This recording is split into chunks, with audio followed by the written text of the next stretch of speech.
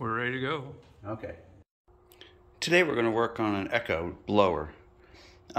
Pretty nice little unit. Looks to be in really good shape. It's been stored upside down for quite a while. So the first thing we noticed is it's just pouring gas out the carburetor. And when you try to start it, it also dumps gas everywhere. So it looks like the bottom diaphragm on the carburetor is probably no good. We're going to go ahead and, because of the price of carburetors nowadays, we're going to go ahead and give it a full tune-up. We've got just about everything we need to give this thing a good head to toe. So let's get to it. I'll put you over here where you can see a little bit.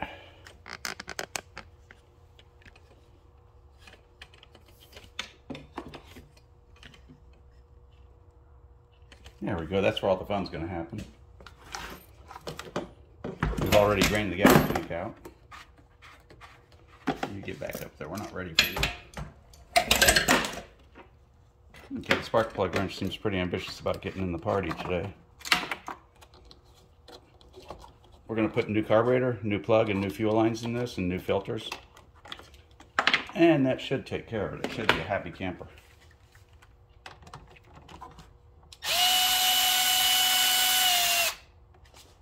As you can see looking in here, there's just gas everywhere.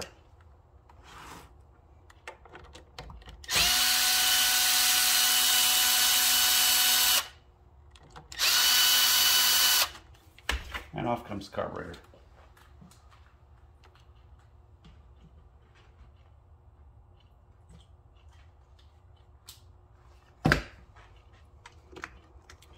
Now these little blowers are easy peasy to work on.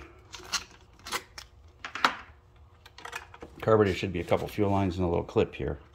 And it is. Take that off.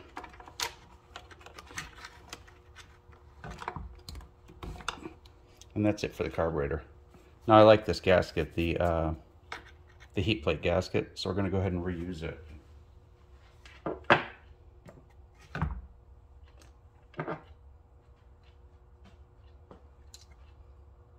And we're going to pull the cable out of this one to use on our new carburetor.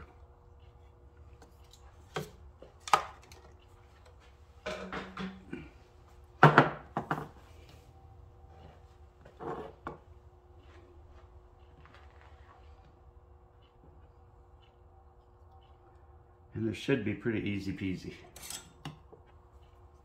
See the trick to this, you see this little plastic plate here? You got to spin this beyond that plastic plate.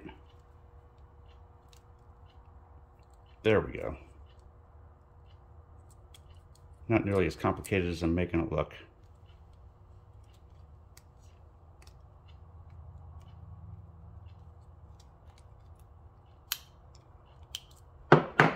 And there we are. Now I'll go ahead and slide that in the new one and follow the same thing in reverse.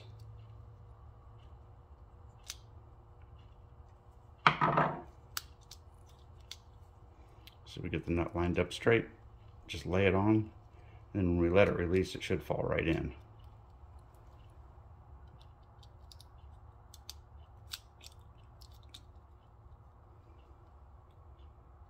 Let me look at that real quick. Yeah, like I said, when we release it, it should fall straight in. Again, if I were more coordinated.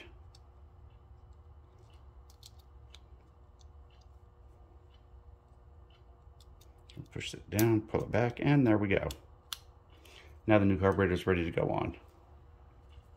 So I'll put this here and we'll move it off to the side. And the next thing we'll tend to is the fuel lines.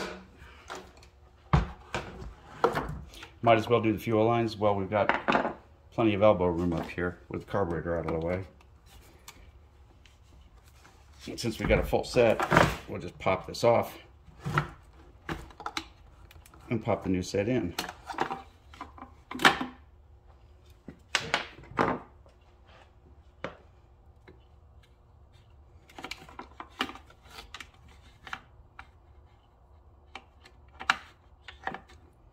Now here on these, you got a little round spot right here that this goes into. That's just a vent, just like so. I'll pop that in,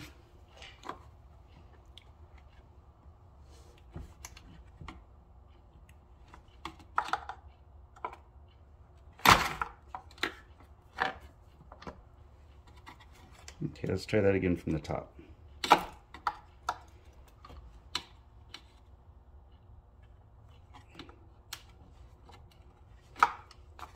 Now, in a way, I'm glad it doesn't pop right in super easy.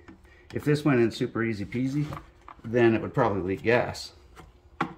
So fighting it a little bit may be aggravating while you're doing it, but it's more than worthwhile in the long run. And you've got something you can actually count on. It isn't going to leave a brown trail of dead grass in your yard from leaked fuel lines.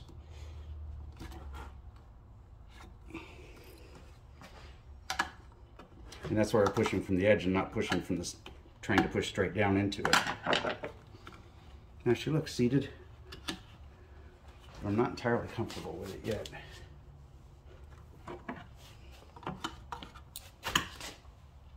Okay, that looks pretty good. She looks like she's pretty tight now.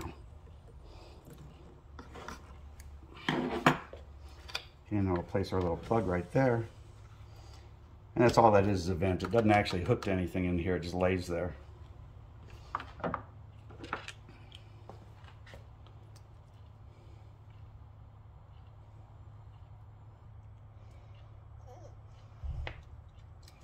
Okay, we've determined that this is the intake and this is the outtake.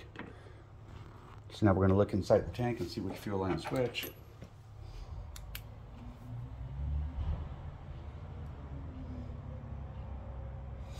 Okay, this is the one going to the filter.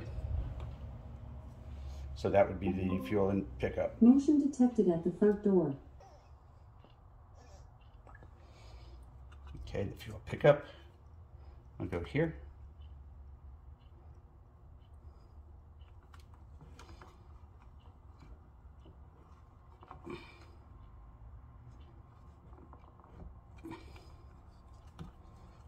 And the fuel outlet will go here. It's kind of nice getting a new carburetor because we know that the fuel lines are going to fit just nice and snug. Now we're going to reuse our paper filter here. We're going to put the carburetor on correctly, which would be this way.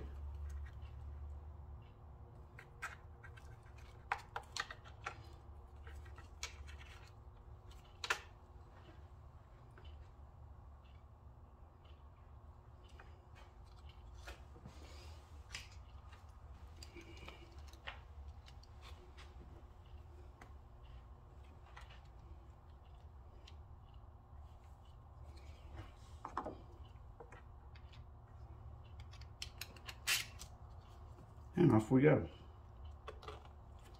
We've now got new fuel and a new fuel filter.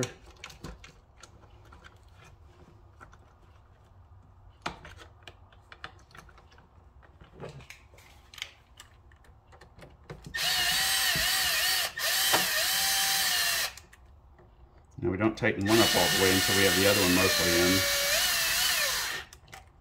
There we go.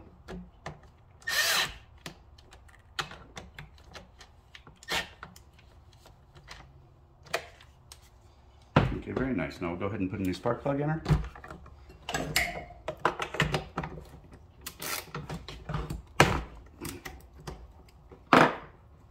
And remember, when you're replacing a plug has compression rings down here at the bottom.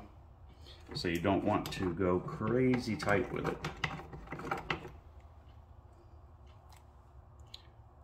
Plug is definitely wet, but as we said, this thing was leaking fuel everywhere, so it's probably pouring fuel down inside the engine also.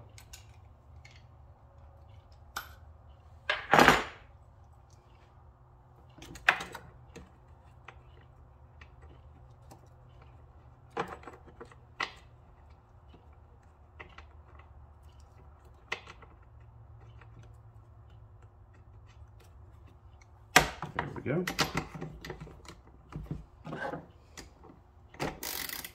And there we go, 10 minutes flat, and she should run really nice now. Okay, let's give her a run, see what she's got.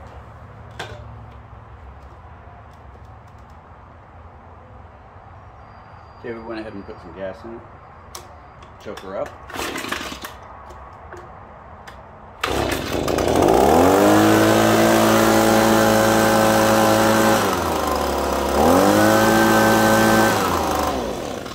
That sounds pretty good. Okay, that's the end of that one. Let's move on to the next.